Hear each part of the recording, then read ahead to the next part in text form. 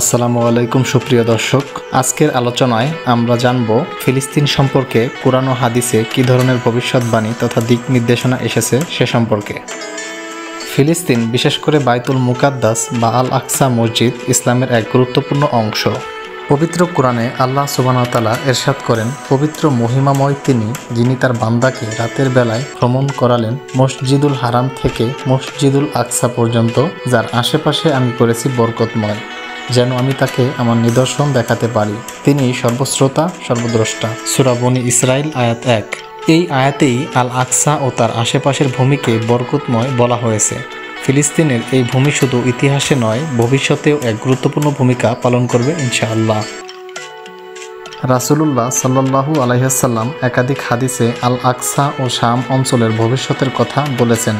যেমন, তোমরা শাম অর্থাৎ সিরিয়া ও ফিলিস্তিন অঞ্চলে অবস্থান করো, কেননা তা আল্লাহর নির্বাচিত জমিন এবং তিনি তার উত্তম বান্দাদেরকে সেখানে স্থান দেন। আবু দাউদ।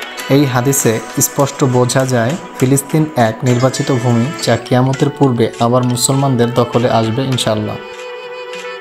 অন্য একটি হাদিস থেকে জানা যায়, ইমাম মাহাদি যখন আগমন করবেন তখন মুসলমানরা আবার ফিলিস্তিন পুনরুদ্ধার করবে। দাজ্জালের বিরুদ্ধে যুদ্ধ এবং ঈসা আলাইহিস সালামের অবতরণও ঘটবে শামের ভূখণ্ডে, যা ফিলিস্তিনকেও অন্তর্ভুক্ত করে।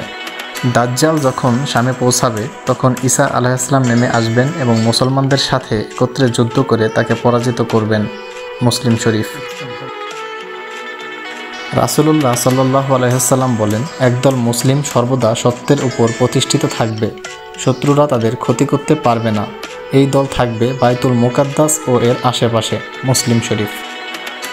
এই হাদিস থেকে বোঝা যায় ফিলিস্তিন কখনো একেবারে মুসলিমদের হাতছাড়া হবে না, সবসময় একদল ইমানদার সেখানে থেকে যাবেন ইনশাআল্লাহ। তো প্রিয় দর্শক, ফিলিস্তিন শুধু ইতিহাসের এক অধ্যায় নয়, এটি আমাদের আস্থা, আকীদা ও ভবিষ্যতের এক গুরুত্বপূর্ণ চাবিকাঠি।